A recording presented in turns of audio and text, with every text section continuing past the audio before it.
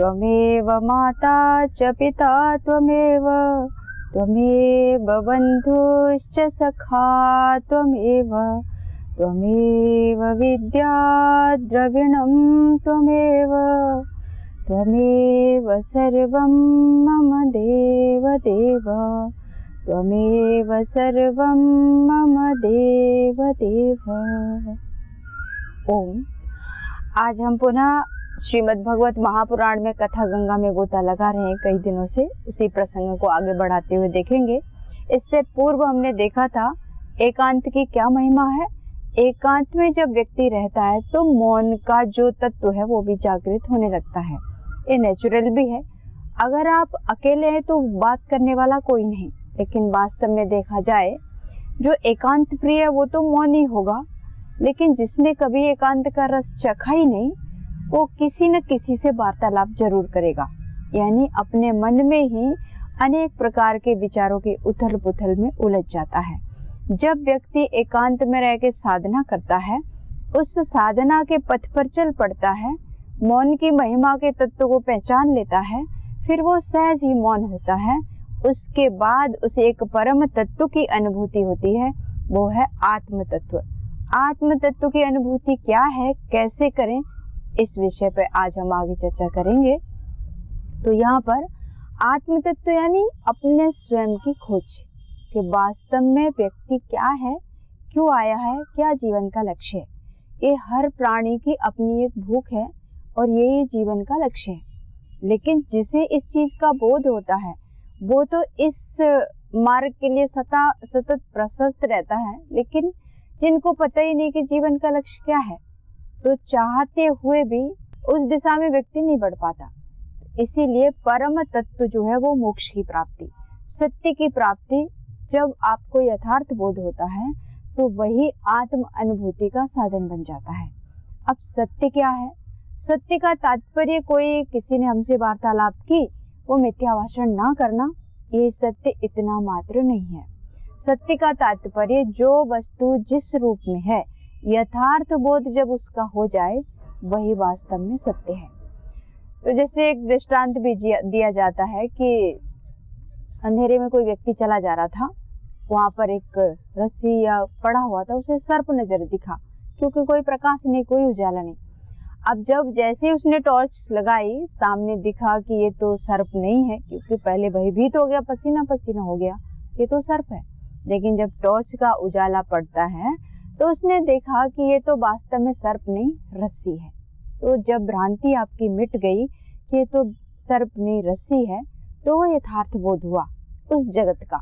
लेकिन जो वास्तव में यथार्थ तत्व है, जैसे टॉर्च के प्रकाश से आपको उस मिथ्या ज्ञान की भ्रांति आपकी समाप्त हुई, वैसे ही आत्मज्ञानी जब प्रकाश होता है, आत्मज्ञान का जब प्रकाश व्यक्ति के अंतःकरण में जागृत होता है, तो जो हमारे चित्त पे पर्दा पड़ा है माया रूपी, वो अपने आप हट जाता है। इसके लिए सतत प्रशस्त रहें अपने पद पर और किन किन साधनों को अपनाएं। तो सबसे पहला साधन है इसके लिए सरलता, सहजता। जो व्यक्ति जितना सरल होता है, जितना सहज होता है, उस चीज को वो उतनी जल्दी ग्रहण कर लेता है। तभी कह उठता है कि अहम ब्रह्मा अस्मि, या शिवोहम की जो पुकार है वो अंदर से अपने आप उठने लगती है। तो आत्मज्ञान प्राप्त करने के लिए बहुत सहजता हो, सरलता हो, अंतःकरण में पवित्रता हो, शुचिता हो, तो वो व्यक्ति सहज ही उस परम तत्व को प्राप्त कर लेता है। जब हमारे अविद्या का नाश होता है तब आपको ज्ञान की प्राप्ति होती है, विद्या की प्राप्ति होती है। अज्ञान का नाश होता है तो ज्ञान प्राप्त होता है। यहाँ किसी ने सुंदर पंक्तियां कही हैं कि आत्म ज्ञान बिना नर भटके, कोई मथुरा कोई काशी। हम बहुत सारे तीर्थों में जाते हैं, पवित्र गंगा माँ में जाकर गोता भी लगाते हैं कि हमारे सारे पाप जो भी हमने किए वो नष्ट होंगे और हम पवित्र हो जाएंगे, हमारे सारे पाप कर्म धुल जाएंगे। लेकिन वास्तव में ऐसा नहीं होता है। भगवान का जो कर्म फल का सिद्धांत है बड़ा ही प्रबल है। जो प्रारब्ध आप भोग रहे हैं, शुरू हो चुका है, वो तो फल आपको देके ही जाएगा। जो जैसा करता है उसका फल उसे अवश्य ही भोगना पड़ता है, चाहे वो थोड़ा किया हो या ज्यादा किया हो। तो कहा कि ईश्वर अंश जीव अविनाशी, चेतन अमल सहज सुख राशि। आप उसी चेतन के अंश हैं, सहज हैं, सरल हैं, सुखमय है, आनंद स्वरूप हैं।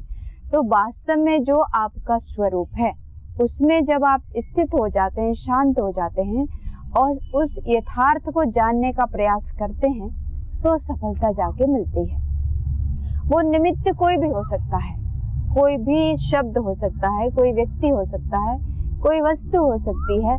किसी सत्संग में आप जाकर के बैठे हैं, किसी गुरु की वाणी कौन सा शब्द आपको जगा दे किसी को पता नहीं। तो जब भी जाएं गुरुओं की शरण में तो बहुत सहज सरल और अज्ञानी बन करके बैठना कि मुझे कुछ नहीं आता। जब हम गुरु की शरण में बैठते हैं अबोध छोटा सा बच्चा बन के बैठना चाहिए। जब सहज सरलता से बैठेंगे तो जो परम तत्व है वो धीरे धीरे आपके अंदर घटित होने लगता है। जब हम परम ज्ञानी बन करके उनके सामने जाते हैं तो गुरु और गुरुओं का भी गुरु वो परमेश्वर है, जो आत्म तत्व, जो चेतन तत्व है, वो तो आपको देख रहा है। वो घट घट वासी है, हर पल हर क्षण आपके मन की जानने वाला है, उससे कौन छिपा सकता है। और आप उसी को जानने के लिए निकले हैं तो उसके आगे छोटा बच्चा बन जाना चाहिए। जैसे एक छोटा सा दृष्टांत देखेंगे रामायण में तुलसी बाबा का, बहुत प्रसिद्ध है, सभी ने सुना भी है, सभी को विदित भी है। लेकिन जो घटना तुलसी बाबा के साथ घटित हुई वो सबके साथ हर रोज घटती है, लेकिन हर व्यक्ति तुलसी बन जाए ऐसा नहीं। तो तुलसी बाबा के साथ जो घटना घटित हुई वो सबके साथ होता है, पर हम सब तुलसी बाबा बन जाए ऐसा नहीं होता। तुलसी बाबा बनने के लिए उनके जैसा सरल हृदय चाहिए। संत हृदय नवनीत समाना, संतों का जो हृदय है वो नवनीत के समान होता है, उस कोमल जो मक्खन होता है उसकी जैसे होता है। तो तुलसी बाबा को अपनी जो धर्म पत्नी जी थी उनके साथ बहुत प्रेम था, उनका बहुत आसक्ति थी कि उनके बिना वो रह ही नहीं सकते थे, ऐसा आता है। तो ऐसे जब उनकी पत्नी मायके चली जाती है, कथा है, तो उन्हें उनका वियोग होता है उनको, तो वो मिलने के लिए चले जाते हैं। लेकिन ससुराल पहुंचने के लिए एक नदी थी, उस नदी को क्रॉस करना था। जब व्यक्ति मोह में फंस जाता है या कहीं उसकी विशेष आसक्ति होती है, बहुत ज्यादा प्रीति होती है, तो उसे चाहे कितनी ही भयानक रास्ते में डरावने दृश्य क्यों ना हो, कुछ नजर नहीं आता, केवल अपना लक्ष्य दिखता है कि मुझे वहां तक पहुंचना है। जैसे कि तुलसी बाबा के साथ था। नदी थी और बड़े उफान ले रही थी, बहुत बहाव तेज था नदी का। अब तुलसी बाबा गए तो नदी को पार तो करके जाना ही था, जाएं कैसे। तो नदी में देखा एक मुर्दा उसमें तैरते हुए आ रहा था। तो उन्होंने नहीं देखा ये मुर्दा है कि कुछ लकड़ी तैर रही है, उन्होंने उसको पकड़ा और उस पर बैठ करके नदी को क्रॉस कर जाते हैं। अब मुर्दे पे बैठ के नदी को पार कर गए, बाद में मुर्दा को देखा कि ये तो मुर्दा था। यानी जब लक्ष्य व्यक्ति के सामने होता है तो आसपास क्या बाधक तत्व है हमारा उधर ध्यान ही नहीं जाता।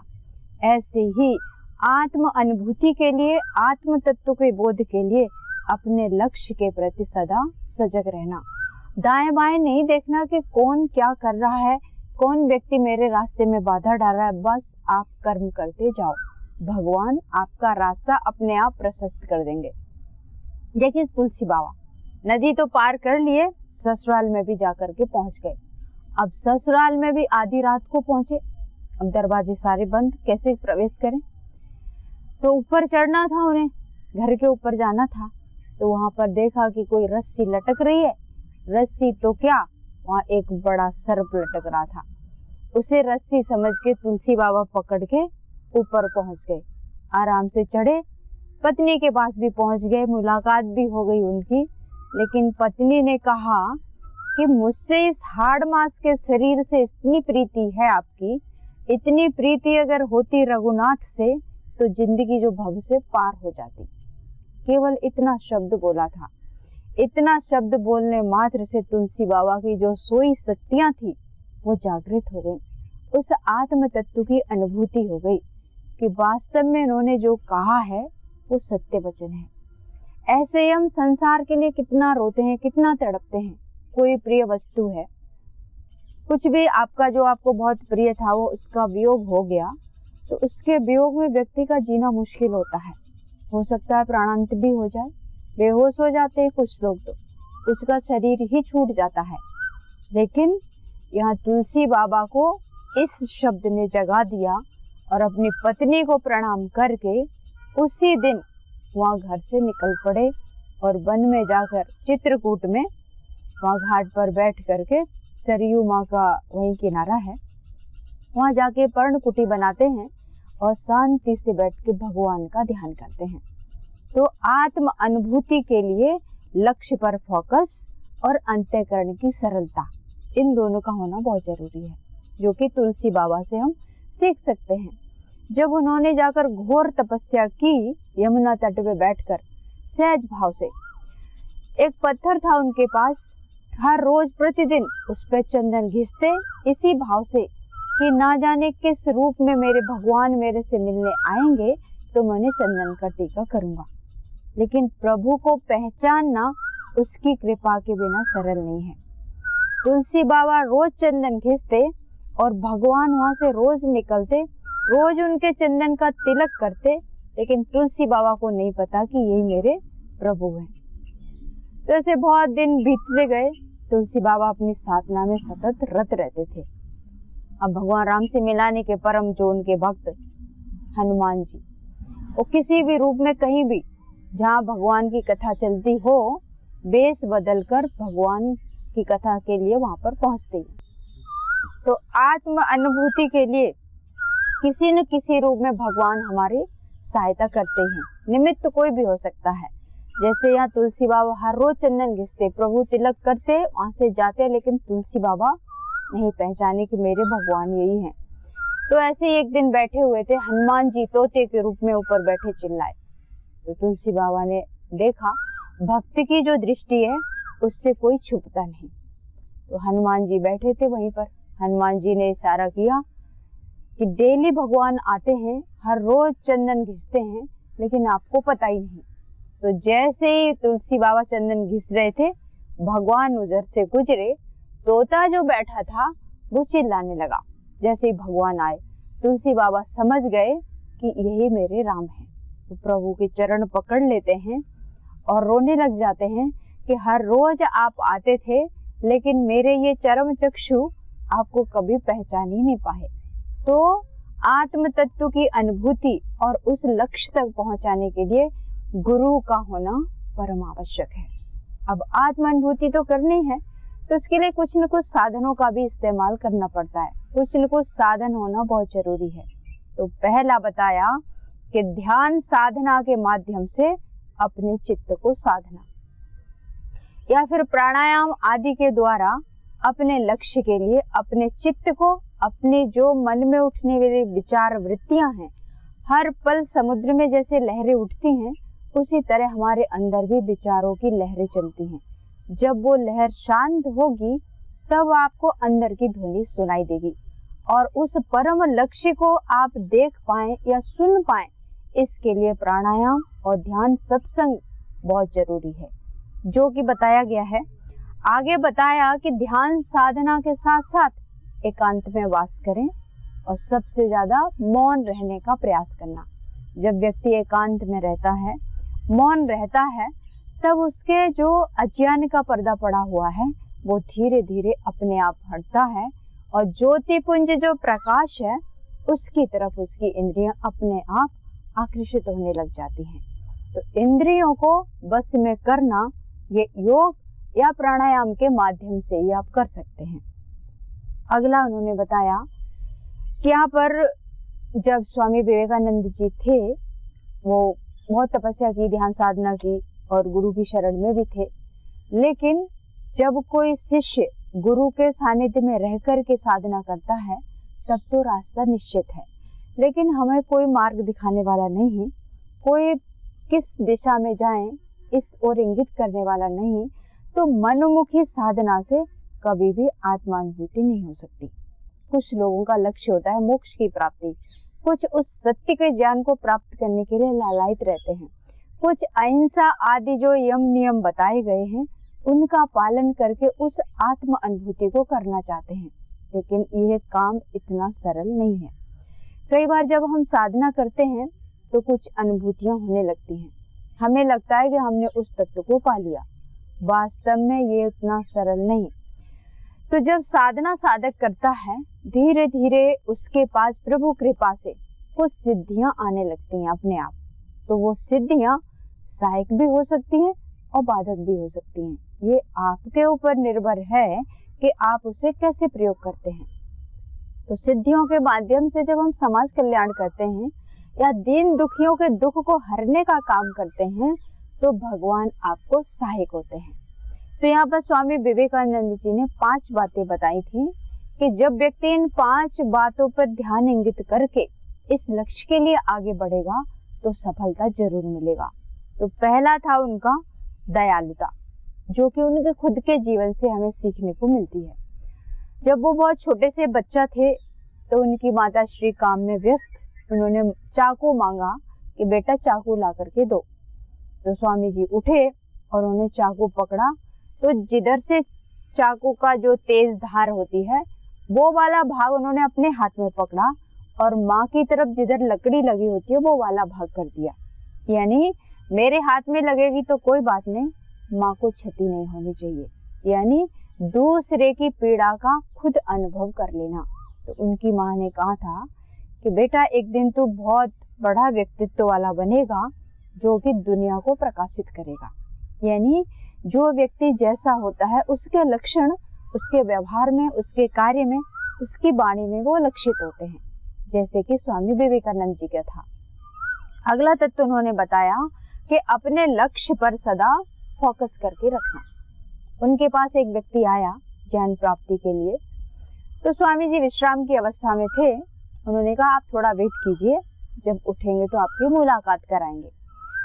कुछ समय के बाद स्वामी जी जब उठते हैं, उस व्यक्ति को उनसे मिलाया गया। स्वामी जी मिले और बोले मेरा एक काम कर दो फिर हम बात करते हैं। बोले बताइए। बोले मेरा एक कुत्ता है, इसे आप घुमा करके लेके आना। उन्होंने कहा ठीक है। कुत्ते को लेकर वो व्यक्ति निकल पड़ा। अब कुत्ता कभी इधर जाए कभी उधर जाए, वो सीधी दिशा में चल रहा है। वो घुमाने के पश्चात जब स्वामी जी के पास पहुंचा तो उन्होंने एक प्रश्न किया कि आप तो नहीं हाँप रहे हो पर कुत्ता इतना क्यों हाँप रहा है, इसका रीजन क्या है। तब उन्होंने बताया कि स्वामी जी मैं तो सीधी दिशा में था पर ये इधर उधर झांक रहा था। कहने का मतलब है कि जब हमारा जो लक्ष्य है उसकी तरफ हम फोकस नहीं करते और दाएं बाएं देखने लग जाते हैं तो जो लक्ष्य आपको प्राप्त करना था वो बहुत दूर छूट जाता है। तीसरी बात स्वामी जी ने कही कि नारी का सम्मान करना सीखो, यानी मातृशक्ति का सदा सम्मान करना चाहिए। जब वो विदेश गए थे अमेरिका के शिकागो शहर में, जहां उनका प्रथम भाषण हुआ, वहां पर उन्होंने जो संबोधित किया भाई और बहन बोल करके, उससे पूरी पब्लिक बहुत प्रभावित हुई। जब वो अपना भाषण खत्म करके नीचे मंच से उतरे तभी एक माता उनसे मिलने के लिए पहुंची और बोली कि भगवान मैं आपसे आपके जैसे ही पुत्र को चाहती हूँ। तो स्वामी जी उसके आशय को समझ गए कि विवाह का प्रस्ताव रखने के लिए वो गई। अब वो साधु संत महात्मा बोले ठीक है हम आपकी भावनाओं का कदर करते हैं, लेकिन मेरे जैसा ही पुत्र आपको प्राप्त हो जाएगा ये कोई गारंटी तो नहीं। तो आप एक ही काम कर लो, आप मुझे ही अपना पुत्र बना लो। यानी साधु की सहजता। तो कोई भी आपके रास्ते में बाधक बने तो कैसे उससे निकलना है ये स्वामी जी ने सिखाया। तो मातृशक्ति का सदा सम्मान करना ही सिखाया। चाहे कोई कुछ भी क्यों ना करे, हम साधु हैं सज्जन हैं तो हमारे वाणी में हमारे व्यवहार में भी झलकना चाहिए। अगली बात स्वामी जी ने कही कि गुरु की आज्ञा का सदा पालन करना। जो गुरु आश्रय में रहते हैं, गुरु की सेवा शुश्रूषा करते हैं, वो लक्ष्य को पा जाते हैं। जैसे परमहंस उस समय बहुत ज्यादा ही बीमार थे, उन्हें कैंसर की समस्या थी। तो जो भी कफ आदि निकलता वो वहीं एक पात्र रखा था उसमें डालते। उनके मन में एक दिन थोड़ा सा गलत भाव आ गया कि ये होता है, लेकिन उसी क्षण उनके अंदर से आवाज आई कि गुरु की सेवा से बढ़कर कोई सेवा हो ही नहीं सकती। फिर उनके मन में ये भाव निकल गया जो गिलानी का था, और सहज भाव से अपने गुरु की उन्होंने सेवा की। तो गुरु चरणों में रह करके जब शिष्य लक्ष्य के लिए बढ़ता है तो भगवान सहायता करते हैं, गुरु कृपा भी उसमें काम करती है। अगली चीज स्वामी जी ने बताई वो था हंसना और मुस्कुराना। कई बार लोग हंसते नहीं, मुस्कुराते नहीं, बहुत धीर गंभीर। अब ऐसे लोगों के सामने कोई जा करके मिलेगा तो वो भी कैसे मुस्कुराएगा। तो सदा प्रसन्न चित्त रह करके अपना कार्य करना चाहिए। तो वास्तव में लक्ष्य को पाना है, आत्मा अनुभूति करनी है, तो इन 5 चीजों का ध्यान करते हुए, और इसके साधन है ध्यान करना, प्राणायाम करना, एकांत में बैठ करके मौन की साधना करना, और प्रभु के नाम का जप करना, सत्संग करना, महापुरुषों के सानिध्य में रहना, तब जाके ये तत्व कहीं थोड़ा अंश मात्र हमें हाथ लगेगा। ऐसे ही महात्मा बुद्ध के जीवन की बहुत सारी ऐसी घटनाएं हैं जिससे उन्होंने उस परम तत्व को प्राप्त किया। तो महात्मा बुद्ध ने बुद्धत्व जो प्राप्त किया वो एकांत में रह करके और मौन रह करके, तब जाके उन्हें कहीं तपस्या करके उस आत्म तत्व की अनुभूति हुई। ऐसे ही महावीर स्वामी जी की भी एक दृष्टांत है। छोटे से बालक थे। अब बच्चा समझ के माता पिता तो उस समय नहीं समझ पाते कि जो छोटा सा बालक है क्या महापुरुष बनेगा, उनको नहीं पता होता। उन्हें बस इतना पता है ये मेरा पुत्र है। तो ऐसे उन्हें पढ़ाने के लिए व्यवस्था की गई कि आए और उन्हें को शिक्षित करें। तो अध्यापक घर में पढ़ाने आते, उन्हें सब कुछ सिखाते। तो एक अध्यापक ने उनको 1 बोलो बेटा, तो उन्होंने 1 बोला। फिर बोले 2 बोलो, तो 2 पे उन्होंने मौन हो गए। बोले 1 तो बोल देते, 2 बुलवाते तो वो चुप हो जाते। यानी उन्होंने उस एक तत्व को जानने के लिए एक पर ही अटक गए, यानी महापुरुषों के लक्षण। तो एक क्या है उसी को जानने के लिए वो मौन हो गए। उसके बाद उन्होंने कोई दूसरा शब्द बोला ही नहीं। कहने का मतलब है कि एक तत्व की प्राप्ति के लिए एक शब्द पे अटक जाना। जैसे पतंजलि ऋषि ने 4 पाद लिखे हैं योग दर्शन के, लेकिन योग शब्द जो है वो अपने आप में ही विराट है। ऐसे महापुरुष जो होते हैं एक तत्व को पकड़ते हैं कि वास्तव में वो एक है क्या। तो महापुरुष तो आते ही इस धरा पे इसलिए हैं कि एक तत्व क्या है, उसकी अनुभूति कैसे करेंगे, ये रास्ता दिखाने के लिए। तो महावीर स्वामी जी हों चाहे भगवान बुद्ध हों, उनके जीवन से इस बुद्धत्व को प्राप्त करने की हमें शिक्षा मिलती है। अगले अंक में हम इसी को फिर से देखेंगे। इसी के साथ मैं वाणी को विराम देती हूँ। ओम शांति शांति शांति। ओम श्री परमात्मने नमः।